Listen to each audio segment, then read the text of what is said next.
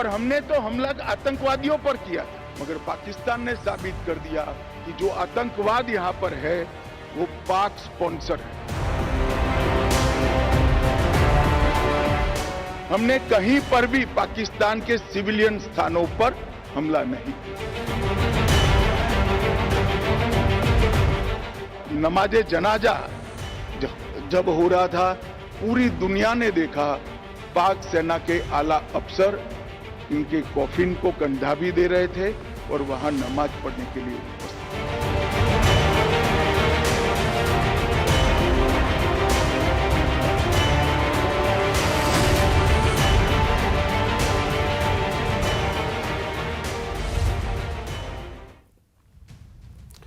हम अमन चाहते हैं मगर जुल्म के खिलाफ। हम अमन चाहते हैं मगर जुल्म के खिलाफ। गर जंग लाजमी है तो फिर जंग ही सही। साहिर लुधियानवी के इस शेर के साथ आप सभी का स्वागत है। इस्तकबाल है न्यूज 18 JKLH में। मैं हूं विशाल। दोस्तों, वैसे तो 22 अप्रैल के पहलगाम हमले से पाकिस्तान बेनकाब हो ही चुका, लेकिन उसके बाद जिस तरह 6 और 7 मई की दरमियानी शब हिंदुस्तान ने फौजी कार्रवाई में जिस तरह पाकिस्तान के अंदर मखसूस ठिकानों को टारगेट कर हमले किए, उसकी मिसाल कम ही मिलती है। और इसके साथ ही दहशतगर्दी और दहशतगर्दों को पाकिस्तान की पुष्टपनाही भी उजागर होती है। होम मिनिस्टर यानी वजीर दाखिला अमित शाह ने दिल्ली में एक प्रोग्राम के दौरान पाकिस्तान के इसी दोहरे रवैये पर, इसी दोहरे मापदंड पर जोरदार हमला किया है। उन्होंने कहा कि ऑपरेशन सिंदूर ने दुनिया के सामने पाकिस्तान को बेनकाब कर दिया है। तो आज इसी खास मौजू पर करेंगे JKLH प्राइम टाइम में चर्चा।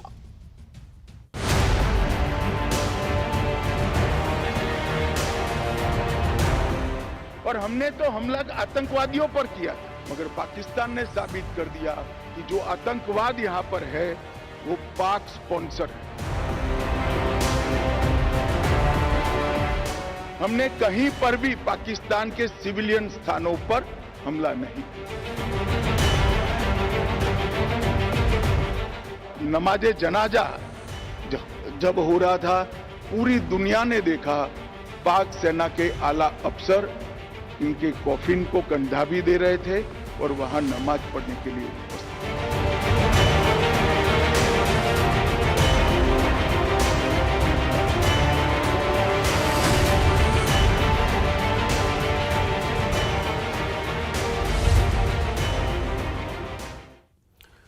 तो दरअसल होम मिनिस्टर यानी वजीर दाखिला यानी गृह मंत्री Amit Shah border security forces के इन्वेस्टिचर सेरेमनी और रुस्तम जी मेमोरियल लेक्चर में बोल रहे थे।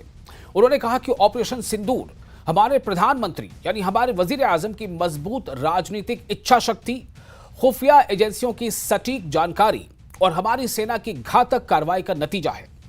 जब ये तीनों एक साथ आते हैं तब ऐसे ऑपरेशन मुमकिन होते हैं।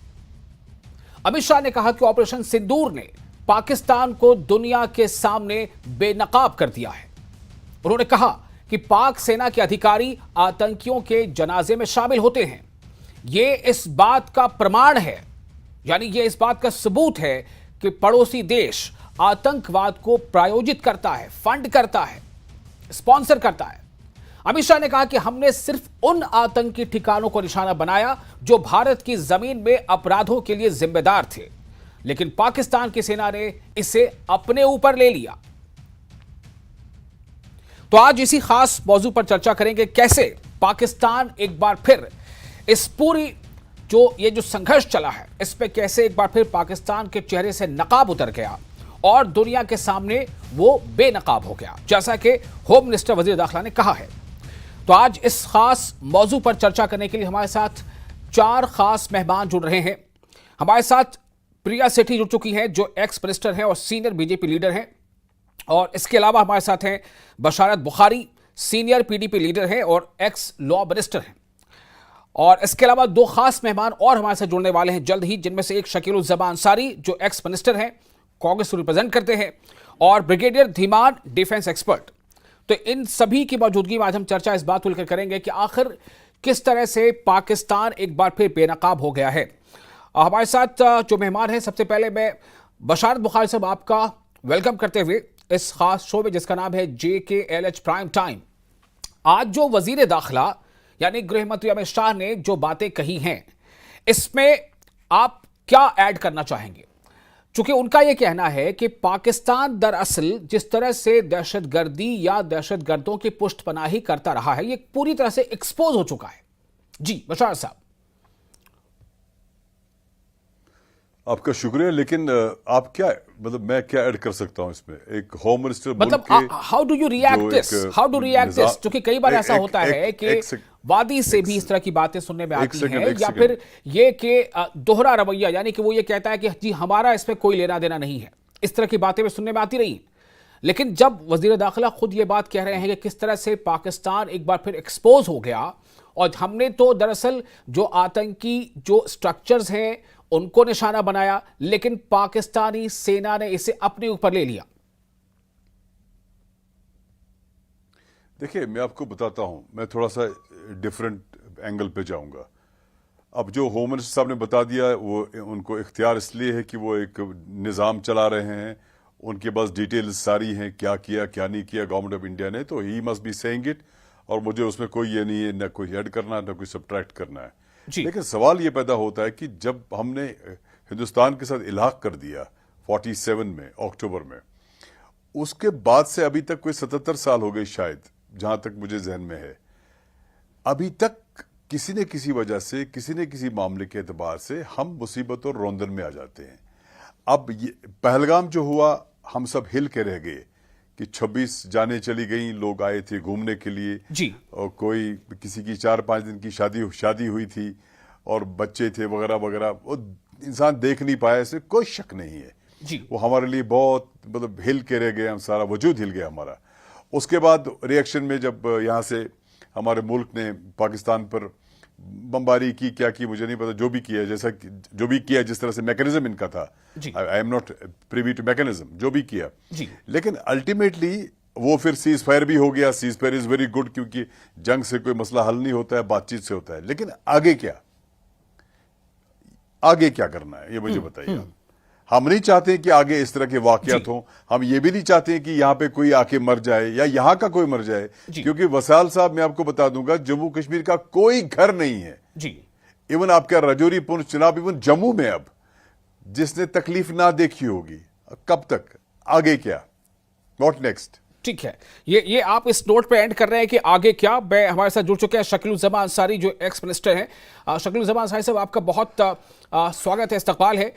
सवाल ये है कि वजीर दाखिला अमित शाह ने एक बार फिर इस बात को दोहराया है, ये बात और भी कई फ्रंट पर दूसरे और बड़े नेताओं ने बात कही है। उनका कहना था कि हमने सिर्फ आतंकी ठिकानों को टारगेट किया, हमने उन स्ट्रक्चर्स को जो 6 और 7 मई की दरमियानी रात में जो भारत ने स्ट्राइक किया था, और उस प्रिसिशन स्ट्राइक में जो आतंकी स्ट्रक्चर्स थे, जो ट्रेनिंग कैंप था या उनका जो हेडक्वार्टर था, उनको निशाना बनाया। लेकिन पाकिस्तानी सेना ने इसे खुद पर ले लिया।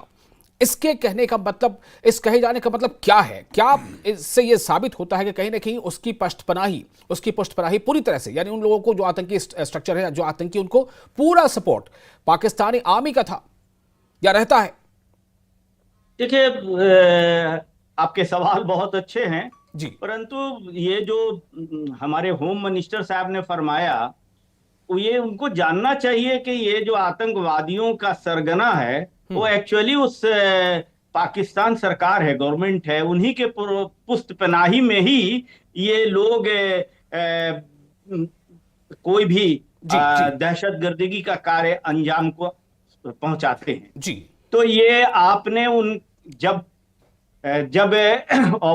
हुआ पहलगाम की घटना हुई जी, तो सवाल वहां पैदा होता है होम मिनिस्टर साहब से कि होम मिनिस्टर साहब, आप कहां थे, आपकी आईबी कहां थी कि उस जगह पर कैसे पाकिस्तान के आतंकवादी पहुंच गए? आपकी फुल प्रूफ आपके सुविधाएं थी, आपकी फौज थी, आपकी सब कुछ थी, उसके बावजूद वहां एक भी पुलिस का अमला या फौज का अमला मौजूद नहीं था जी। और करीब 2 घंटे तक नहीं रहे।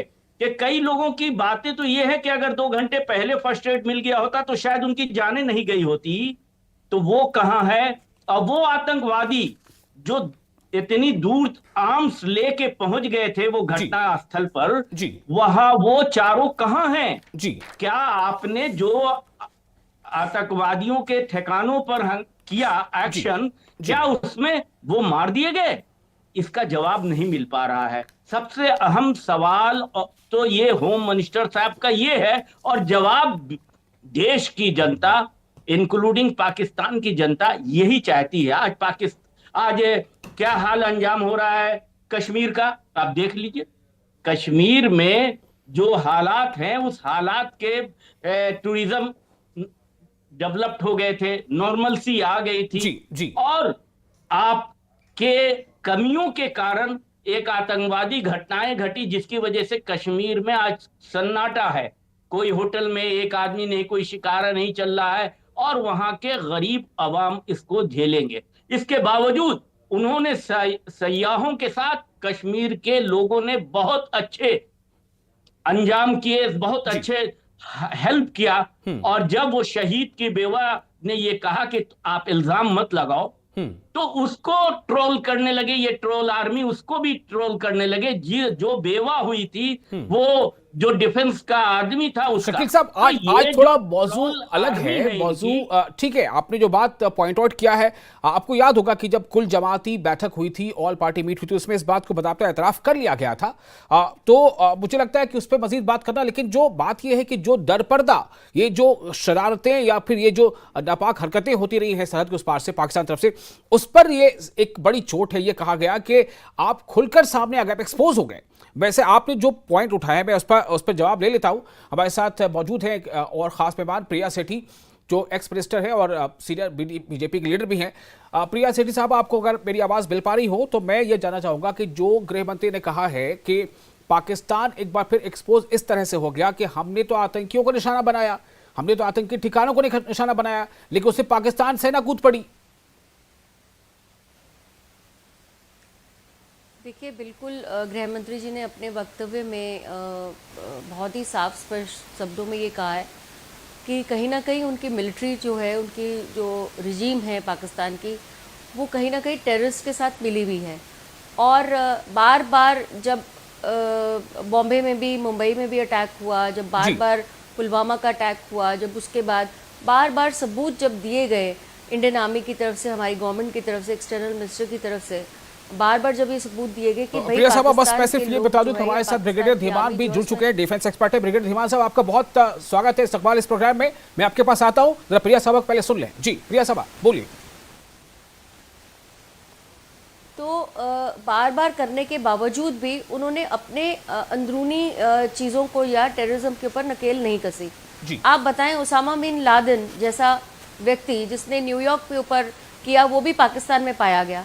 आज जो ठिकाने उन्होंने रास्ता नाबूद किया, अगर ये नहीं करते तो और बहुत सारी चीज़ें जो है ये हमारे क्षेत्र के अंदर पनपाते, बहुत सारा नर्चर कर रहे थे वो टेररिज्म को। और मुझे लगता है गृह मंत्री ने साफ स्पष्ट शब्दों में कहा है कि कहीं ना कहीं उनकी मिलिट्री, उनका पूरा रजीम, मुझे लगता है कि जो उनके बयान आ रहे हैं, जिस तरह से उनकी बॉडी लैंग्वेज है, जिस तरह से पाकिस्तान के मंत्रियों की बॉडी लैंग्वेज है, कहीं ना कहीं वो बौखलाहट है, वो फ्रस्ट्रेशन है, क्योंकि उनको लगता है कि उनका झूठ जो पूरे वर्ल्ड में बेचते थे, कहीं ना कहीं वो आज जो है एक्सपोज हो गया है। और उनकी मिलिट्री, उनका पूरा रजीम जो है टेररिज्म के साथ खड़ा हुआ नजर आता है। जी मैं आपको, शकील साहब चूंकि बीजेपी के सीनियर लीडर मौजूद हैं, आप कुछ सवाल उठा रहे थे, मैं चाहूंगा कि आप उनसे ये बात बताएं, क्या कहना चाहते हैं आप। जी मैं ये बता रहा था कि पाकिस्तान के ऊपर आपने क्या भरोसा कर रखा है? अरे वो दहशत गर्दगी में मुलव्विस है, वहां की सरकारें मुलव्विस हैं, एक बार नहीं सैकड़ों बार वो है। तो फिर आपने जब ये कहा, आपने 9 ठिकाने को जो हमारी फौज के लोगों ने जब निशाना बनाकर तबाह किया, उसका रिटेलिएशन तो आना ही था, क्योंकि पाकिस्तान के लोग हैं वो, और पाकिस्तान की जो सेना है वो प्रोटेक्ट करती है उन लोगों को। आपने देखा नहीं कि वो से प्रोटेक्शन के अंजाम में इतनी मुंह की खानी पड़ी, उसके बावजूद मुनीर को क्या बनाया गया? फील्ड मार्शल बना दिया गया। तो पाकिस्तान पे हमें भरोसा नहीं करना है, लेकिन हम क्या कर रहे हैं, इसके तो सवाल के जवाब देने पड़ेंगे ना, कि इतने दूर आतंकवादी कैसे पहुंच गए और वो आज कहां हैं। क्या खात्मा हो गया? खात्मा आतंकवादियों का नहीं हुआ तो सीज फायर अमेरिका के कहने पर क्यों हो गया? अमेरिका बीच में कहां से आ गया? ये बहुत सारे सवाल हैं। आज एक बिल्कुल ऐसा मौका ब्रिगेडियर था धीमान साहब, आप जो- प्लीज, मैं आपके पास आता हूं, छोटा सा एक जवाब जरा प्रिया सेठी साहबा से ले लें। प्रिया सेठी साहब, आपको कुछ कहना है शकीलुज्जमा जो अभी सवाल उठा रहे हैं उस पर? जी बिल्कुल बिल्कुल, जिससे बार बार कहने के बावजूद ये पूछ रहे हैं कि क्या एक्शन लिया है। मुझे लगता है इंडस वाटर ट्रीटी का इतना बड़ा जो हमने उसके ऊपर एम्बियंस में रखा है, उसको कहीं ना कहीं वो भी एक बहुत बड़ा एक पैमाना है कहीं ना कहीं पाकिस्तान को जवाब देने का। दूसरा, जो उनके डिप्लोमेट्स की संख्या कम कर दी गई, जिसमें से उनके एयर बेसिस को जाके स्ट्राइक किया गया जब वो नहीं माने और सीज फायर को उल्लंघन किया, तीसरे से उनके एयर बेसिस को कहीं ना कहीं नस्ता नाबूद किया। तो कहीं ना कहीं ये बताता है कि कहीं ना कहीं ये बताता है नहीं, आप ओवरग्राउंड वर्कर्स हैं, टेररिज्म का कोई फेस नहीं होता सर। अगर वो न्यूयॉर्क के 2 ट्विन टावर्स भेज सकते हैं तो टेररिज्म का क्या आप इतना पक्षपात क्यों लेते हैं उनके साथ? मुझे तो समझ में नहीं आती। टेररिज्म का कोई फेस होता है क्या? क्या उनको कोई रास्ता बताया जाता है क्या? आपकी पार्टी तो बताती है कि मतलब आज तक पूरे देश के अंदर, आप इतने देश के अंदर जहां पूरा देश यूनाइटेड रहा है, उन 27 लोगों के साथ जिन्होंने अपनी शहादत दी है वहां पर, जिनको शरेआम जो है उनको मारा गया, उनके साथ एक ह्यूमन जो है रहा। और उसके बाद पाकिस्तान ने क्या किया?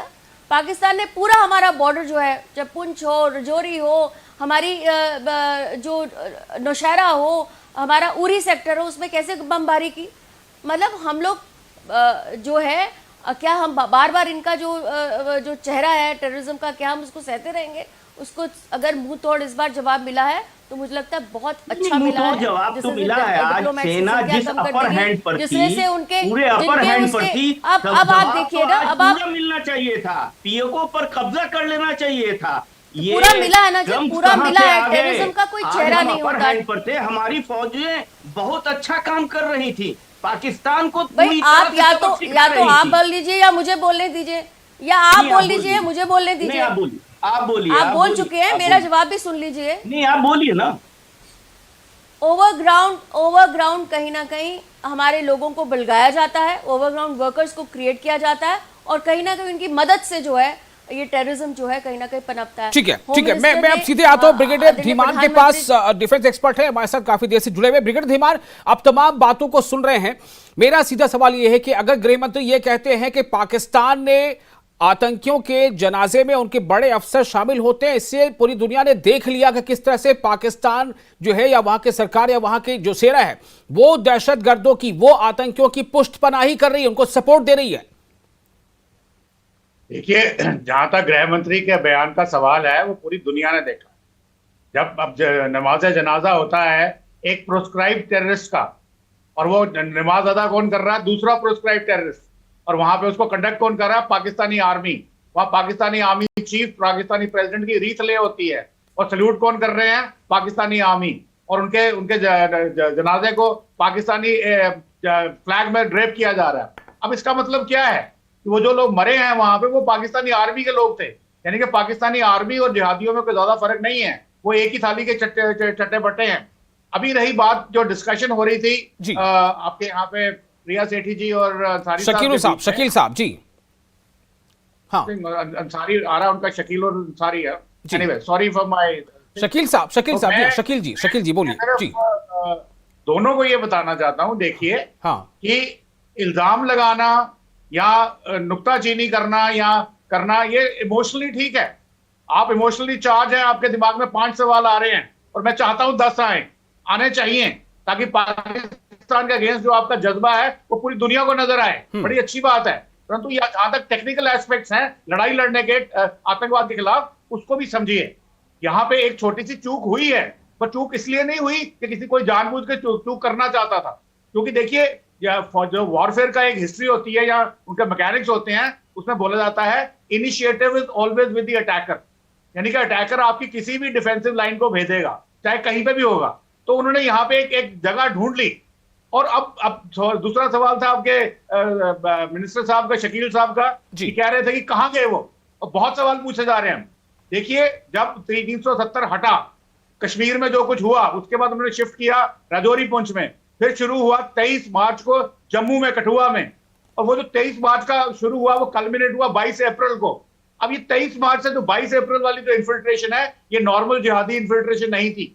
हाँ, जो जिस तरीके से उन लोगों ने काम किया, जिस तरीके से उनकी टैक्टिक्स थी, सर्वेलेंस थी, वेपन्स थे, कम्युनिकेशन इक्विपमेंट थी, और करने का तरीका था, ये एक प्रोफेशनल आर्मी ही कर सकती है। एसएसजी कमांडो है पाकिस्तान के पास।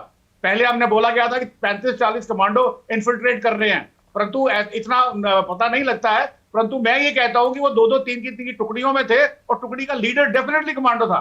और वो आपने देखा पाशा, पता चला हमको यहाँ पे पहलगाम हमले में, whatever Pasha he was SSG commando. अब इन कमांडोज को ट्रेनिंग जब दी जाती है, इन्फिल्ट्रेट करके, टारगेट बर्बाद करके, और उसको एक्सफिल्ट्रेट की भी पूरी तरबियत दी जाती है। जैसे आपने उड़ी में जाके स्ट्राइक करके वापस आए, उसी तरीके से ये लोग 4 घंटे में वहां पे जब इन्होंने देखा कि वो एक अनडिफेंडेड एरिया है पहलगाम का, और वहां पे वो स्ट्राइक कर सकते हैं, मेरा कहना यह है या तो वो एक्सफिल्ट्रेट करके वापस पाकिस्तान चले गए हैं उड़ी बारामूला के रास्ते से, मुगल रोड से होते हुए, या फिर तराल में भी छुपे हुए हैं। अब अगर तराल में छुपे हुए हैं तो वहां पे ऑपरेशन चल रहा है, जो भी सेना तो की दोनों सूरतों में ब्रिगेडियर धीमान साहब, दोनों सूरतों में कहीं ना कहीं एक चुनौती, एक सवाल जो है वो है। अब बशार साहब, मैं आपके पास आना चाहता हूं। अब जो आपने पूरा डिस्कोर्स सुना है, इस डिस्कोर्स में ये बात जो मरकजियत हासिल कर रही है कि पाकिस्तान आर्मी की या गवर्नमेंट की पुष्टपनाही थी आतंकियों को, लेकिन जो ब्रिगेडियर धीमान साहब जो बात अभी सामने रख रहे हैं, उससे भी कुछ सामने बात आती है। उन्होंने कहा है कि ठीक है, मानता हूं कि चूक हुई थी, लेकिन चूक का मतलब ये होता है कि जो अटैकर है वो हमेशा ध्यान रखते हैं कहां पर सेंधमारी की जा सकती है। जी मान लिया ना, मैंने सारा सुन लिया, मान लिया मैंने, लेकिन मैंने कहा सारा सुन लिया मैंने मान लिया, लेकिन मेरा सवाल वहीं रहा ना। मैंने कहा व्हाट नेक्स्ट। आप देखिए ना, जो पुंछ में या टंगडार में जो हालत खराब हुई, लोगों की, मर गए लोग, घर तबाह हो गए, इसमें मतलब इंसान को बहुत तकलीफ हो जाती है, बहुत ज्यादा तकलीफ हो जाती है। मैं भी उड़ी गया, मैं एलओसी पे गया, इस्लामाबाद गया, हमारी महबूबा मुफ्ती जी राजौरी गई, फिर टंगडार गई। तो लेकिन मैं ये कहता हूं कि ओके, सारी बातें हमने सुन ली, मान भी ली, कोई दिक्कत नहीं हमें, बट व्हाट नेक्स्ट। ठीक है, व्हाट नेक्स्ट, आपके सवाल का जवाब ब्रिगेडियर धीमान से लेना चाहूंगा। ब्रिगेडियर धीमान साहब, व्हाट नेक्स्ट। बिल्कुल सही बात कह रहा हूं मैं आपको, मैं इनफैक्ट तैयार था इनका जवाब देने के लिए। देखिए, जब अगर आपने पाकिस्तान के साथ अगर आपने एक वंस फॉर ऑल काम करना है, उनको आतंकवाद को हमेशा के लिए खत्म करना है, जैसे प्रधानमंत्री बोल रहे हैं, talks and terror will not happen, talks and trade will not happen, blood and water will not flow, PoJ के वापस लेना है, वगैरह वगैरह वगैरह। लेकिन धीमान साहब देखिए, आप जानते हैं बखूबी, और इस बात को हम लोग भी कवरेज करते करते मुझे याद है कि क्या आपको लगता है ये बात कोई नई बात है? ठीक है, वो इंडस वाटर ट्रीटी वाली बात तो बिल्कुल नहीं है, उससे परेशानी है, लेकिन इसके अलावा बात और ये दहशतगर्दी, आतंकवाद और बात साथ, ये बात तो बहुत पहले से कहते आ रहे हैं हम लोग। मैं वही आपसे आ रहा हूं कि अभी हमें एक न्यू नॉर्मल मिला है।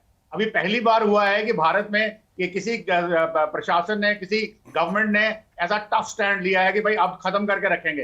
व्हाट नेक्स्ट में क्या होता है? मिलिट्री सोल्यूशन एक होता है, मिलिट्री सोल्यूशन दुनिया में किसी भी प्रॉब्लम का हल नहीं निकाल सकता, वो आपको 85-90% तक ले जाता है। तो फिर हल क्या है? सवाल ये कि फिर हल क्या है? फिर अगर हम ये कह रहे हैं कि अगर फिर आपने कोई ऐसी हरकत की तो उसे हम एक्ट ऑफ वॉर समझेंगे, तो हल क्या है? फिर तो हम उसी बात पे जा रहे हैं।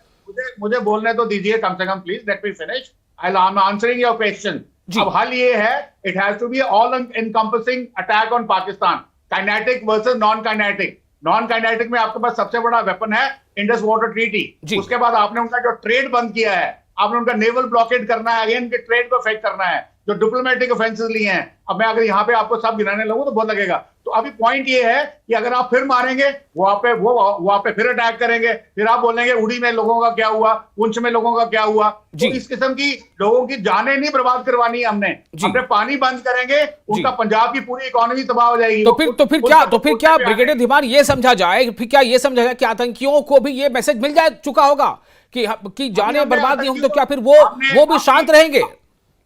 आतंकियों को जो हमने देना था दे दिया। अभी हमने आतंकियों से बात नहीं करनी है, अभी हमने मारना है आतंकियों के आकाओं को, जो पंजाब प्रोविंस में बैठे हैं, सत्ता के बीच में बैठे हैं, चाहे वो आर्मी वाले हैं, आईएसआई वाले हैं या हाफिज सईद जैसे लोग हैं। जब इनको पता चलेगा कि पाकिस्तान का अस्तित्व ही खतरे में है। इमरान खान साहब आज हमारी सबसे बड़ी ताकत हैं, वो जेल के अंदर बैठे हैं, पर पूरे के पूरे उनके फजलुर रहमान जो उनके घटक दल के नेता हैं, उन्होंने पूरी की पूरी जो जनता है उनको मोबिलाइज कर लिया है। वो इनके अगेंस्ट जरूर बगावत करेंगे अगर हम इंडस वाटर पानी रोक करके उनकी इकोनॉमी को तबाह करने में कामयाब होते हैं। तो इस तरह से ये मिली जुली बात है। ठीक है बशारत साहब, क्या आपको जवाब मिल गया? What next? शकील साहब मैं आपके पास भी आ रहा हूं इसके बाद। बशारत साहब पहले आपके पास क्या जवाब मिल गया? नहीं, जवाब नहीं मिला। मेरा सीधा सा मामला है कि देखिए, ये कहते हैं ब्रिगेडियर साहब कह रहे हैं नॉन कैनेटिक, ओके, हमें इसमें कोई दिक्कत नहीं, इनको क्या करना होगा। लेकिन मैं ये कहता हूं कि आपको इस तरह से सोच के बताना पड़ेगा कि हमारा मसला हल हो जाए, हमें आगे कोई तकलीफ ना हो जाए, हमें इस तरह से जूझना ना पड़े, ना हमें इस तरह से शर्मिंदा होना पड़े कि जिस तरह पहलगाम में 26 लोगों की जानें चली गई। ये सिर्फ मेरे तक नहीं है, ये पूरे निजाम और पूरे एस्टैब्लिशमेंट को देखना है। दैट वाज माय क्वेश्चन, इसलिए मैंने सवाल किया था व्हाट नेक्स्ट, इसीलिए मैंने पूछा था। जी शकील साहब मैं आपके पास आ रहा हूं। शकील साहब ये वो आपके, मुझे लगता है जो आपने सवाल उठाया तो जवाब दे दिया, प्रिया सेठी साहब ने दे दिया और ब्रिगेडियर धीमान ने भी दे दिया है। वो ठीक है, वो चीजें एक्सेप्टेड, आपने जो बोला वो की गई। लेकिन अब आप जो सवाल उठा रहे हैं वो सवाल अब क्या है? जो ब्रिगेडियर धीमान कह रहे हैं कि हमें किस तरह से आगे बढ़ना है, उन्होंने एक तरह से कहने की एक स्ट्रैटेजी सामने रख दी है। ब्रिगेडियर साहब की बातों से हम थोड़ा सा या तो समझदार नहीं है, समझ नहीं पाए। उन्होंने जो कहा कि पानी जो बंद कर दिया है उससे उसको सबक मिलेगा जी, तो जब ये मालूम था तो हमें एयर स्ट्राइक करने की क्या जरूरत थी? बोल रहे हैं जंग अच्छी चीज नहीं है, जंग मसले का हल भी नहीं है, तो कंट्राडिक्टरी बात बोल रहे हैं हमारे ब्रिगेडियर साहब। सवाल है, जब हमने जंग में गए, हमने टेररिस्ट के अटैक किया, पाकिस्तान ने जवाब दिया तो उनके डिफेंस के अड्डों को हमने तबाह कर दिया जी। और पाकिस्तान को ये एक अच्छा सबक सिखाने का जब मौका था और जब हमारी फौज का मोरल बुलंद था तो उस वक्त हमारे फौज की लीडरशिप ऊपर थी, मोरल से हाई थी, मोरल हाई था हमारी जी। पॉलिटिकल लीडरशिप इतनी कमजोर थी कि उसने ट्रंप के मध्यस्थता में, पर ट्रंप आज तक 9 बार ये कह चुके कि मैंने जंग रुकवाया। ठीक है, ट्रंप साहब ने कहा होगा, डोनाल्ड ट्रंप ने कहा होगा, लेकिन हमारे भारत की तरफ से किसी भी बड़े नेता ने या एमईए के स्पोक्स पर्सन ने किसी ने ये बात नहीं कहा, या विदेश मंत्री ने भी ये बात नहीं कही। तो हम तो पहले अपने लोगों की बात मानेंगे ना। प्राइम मिनिस्टर ने यह भी नहीं कहा, साफ साफ जवाब दो ना कि ट्रंप साहब तुम्हारी वजह से मैंने। प्रिया सेठी साहब आपको जवाब देना है। प्रिया सेठी साहब जी कह देने, आज ये जो कह रहे हैं होम मिनिस्टर कह मैं कह रही हूँ प्राइम मिनिस्टर ने अपने 22 मिनट के संबोधन में ये क्लियर किया है कि हमें हमारा और पाकिस्तान के सिर्फ 2 इश्यूज हैं, एक वो पाकिस्तान ऑक्युपाइड कश्मीर हमें वापस करे और जो आतंकवाद है उस पर नकेल कसे, और हमारा कोई किसी और कंट्री का मसला हमें स्वीकार नहीं है। मुझे लगता है ये काम कर लिया जो आपका टारगेट था। हम समझते हैं कि टारगेट को हासिल करना था, जिसके लिए आप पिछली सरकारों को काफी गालियां देते थे, तो वो टारगेट क्यों छूटा का छूटा रह गया, मैं ये पूछ रहा हूं। जी प्रिया साहब, मैं ये कहना चाहती हूँ, कल 90 घंटे का जो एयर स्ट्राइक्स हुई है, जो सीज फायर का उल्लंघन हुआ है, जिस तरह से हुआ है, आपने अगर उनके आंकड़े देखे होंगे तो इतना ज़्यादा इकोनॉमिकली हम लोगों ने हिट किया है, हमारे इंडियन आर्मी ने उनके इकोनॉमिक स्ट्रक्चर्स को भी, कि मुझे लगता है कि सबसे बड़ा जो उनका एयरफील्ड है जिसको वो कहीं ना कहीं नस्ता नाबूद किया गया हमारी आर्मी से। बिल्कुल, इसमें कोई दो राय नहीं है। और नतीजा ये हुआ कि उसको जो है IMF से लोन लेना पड़ा, लोन मिल भी गया उसे। बिल्कुल, एंड लोन कितना है उनका, क्या आपको लगता है कि जितना उन्होंने लोन लिया कि वो 4 दिन भी उनको चला पाएंगे उस लोन को?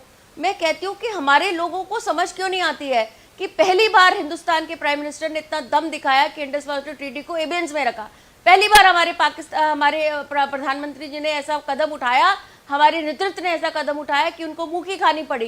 पहली बार ऐसा हुआ कि आर्म्ड फोर्सेस शकील साहब, क्या ये सब कुछ पहली बार हुआ है? के अंदर जाके भेजने का पहली बार तो पहली नहीं बार हुआ है। ये पाकिस्तान के पहली दो बार हुआ टुकड़े है कि कांग्रेस इनको की कहा गया हुकूमत कि में जो जरूर आप किया था। पाकिस्तान जब के कांग्रेस जो जब भी पाकिस्तान के वीजे पे पाकिस्तान के इंडिया में आए हो, आप आतंकवादियों ने वापस जाओ सर अपने अपने घरों उठाया, में। दुनिया ये में पहली हम बार उनको हुआ है नीचे करके सर। अगर दिखा ये कांग्रेस दिया। के समय पे पहला 70 मौका साल है पहले हो गया कि होता इंडिया तो आज के पाकिस्तान साथ इतना एक उग्र होके जो है हमारे छोटा बीच में नहीं कंट्री आता, खड़ा नहीं वहाँ हुआ। आतंकवादी ये ठिकाने ना हमारी बनाता। डिप्लोमेसी की हार है, सरकार की हार है, हमारी डिफेंस की, फौज की बहुत बड़ी जीत है। I am और so हमारी surprised, फौज ने I am वो so सारे surprised, जहाँ कारनामे पूरा अंजाम देश दिए खड़ा जो हुआ उन्हें है देना प्रधानमंत्री था। के निर्णय लेकिन के साथ, सरकार एक ऐसे पूरी व्यक्ति तरह और से कांग्रेस के ऐसे नाकाम लोग रही। हैं जो और अपने अब आप तो को खुद ही अमेरिका के क्वेश्चन कर रहे ट्रम्प हैं। साहब कह रहे प्राइम हैं मिनिस्टर कि की चीजों को हमको क्वेश्चन क्या किए जा कहता रहे हैं। है I am so कश्मीर के surprised. इशू जो बायोलेटरल इशू था am शिमला so मुआहदे के surprised. मुताबिक, वो बोल रहे हैं कि मैं करूंगा, मैं इंटरफेयर करूंगा। ये हिंदुस्तान की इससे ज्यादा और बेइज्जती कभी लेकिन नहीं शकील हो साहब, मुझे सकती लगता है कि देखिए हमारे देखिए इशू पर अमेरिका कोई लीडर ये कह रहा है, मैं उससे इनकार नहीं करता, लेकिन हमारे लीडर ने क्या कहा ये हमें सोचना होगा ना। ये तो हमें देखना है कि हमारे लीडर ने क्या कहा। हमारे लीडर ने कहा कि अब ये नियो नॉर्मल है कि अगर ऐसी कोई हरकत दोबारा हुई तो this will be treated as state of war. Brigadier Dhiman, मैं आपके पास आ रहा हूं, समय बहुत कम है, संक्षेप में जी। देखिए, मैं शकील साहब से बहुत सहमत हूँ, उनके सेंटिमेंट्स की कदर करता हूँ और मैं चाहता हूँ कि हर भारतीय के अंदर में ऐसे ही सवाल हों।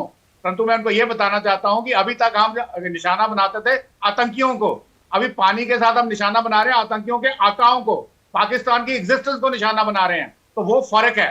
दूसरी बात, जैसे बशारत साहब ने भी बोला, ये पीडीपी के जो लीडर बैठे हैं सीनियर, इन्होंने बोला व्हाट नेक्स्ट, उड़ी में क्या हुआ, पुंछ में क्या हुआ। तो अगर हम शकील साहब की बात को लेके चलेंगे और सिर्फ काइनेटिक मीन्स पे ही कॉन्सेंट्रेट करेंगे तो उड़ी में और लोग मरेंगे, जम्मू कश्मीर के और लोगों हलाक होंगे और हो सकता है पंजाब में भी हों। तो इसलिए लोगों की जानें बचाने के लिए एक बड़ा ही मेजर्ड, एक बड़ा ही सोचा समझा तरीका अपनाना है, जो कॉम्बिनेशन ऑफ वेरियस फैक्टर्स का है कि हमारी जानें भी बचे और हम अपना जो पर्पस है, इस बार हम आतंकियों के पीछे, आतंकियों को तो मारेंगे पर आतंकियों के बशार साहब, final comment from your side. बशार साहब, सीज़फायर हमें अनाउंस करना चाहिए था, हमसे पहले अमेरिका को नहीं कहना देखिए, चाहिए था। मतलब ये बहुत बड़ा प्रश्न मैंने उठाता पहले है। ही कहा, जी आपने कहा, मैंने पहले ही कहा कि रोंदन में हम ही आ जाते हैं। हमें, हाँ, अब हम उम्मीद करेंगे कि सारे हालात बेहतर हो जाएं और सारे मसाइल हल हो जाएंगे। और बातचीत, अगर बातचीत लगता है सरकार हिंद को बातचीत से जो इनको लगता है वैसे करें, लेकिन हमारे मामला सारे हल होने चाहिए। अब अगर हम अभी कहूंगा मैं बातचीत करो, कहेंगे नहीं जी बातचीत नहीं करनी है, जंग भी हल नहीं है, इसलिए कुछ नहीं कहूंगा। सिर्फ ये कहूंगा कि हम उम्मीद लगाए बैठे हैं कि बहुत जल्द मामला हल हो जाएं, सुधर जाएं और जो हमारी जिंदगियां हैं वो रोशन हो जाएं। और यहाँ पे चलिए, बहुत शुक्रिया आप तमाम मेहमानों का। सीधा संदेश है कि अगर ऐसा दोबारा हुआ तो फिर से इसे कोई किंतु परंतु नहीं, बल्कि सीधे इसे स्टेट ऑफ वॉर समझा जाएगा। लेकिन कुछ सवाल हैं जो उठते रहेंगे, लेकिन उन सवालों का जवाब कहीं ना कहीं आज होम मिनिस्टर ने भी देने की कोशिश की। उन्होंने सीधा बताया है कि ऑपरेशन सिंदूर ने पाकिस्तान को दरअसल पूरी दुनिया के सामने बेनकाब कर दिया है कि किस तरह से आतंकवाद और आतंकियों की वो पुष्टपनाही करता रहा है। फिलहाल इस चर्चा में इतना ही, हमें दे इजाजत और आप बने रहिए के साथ।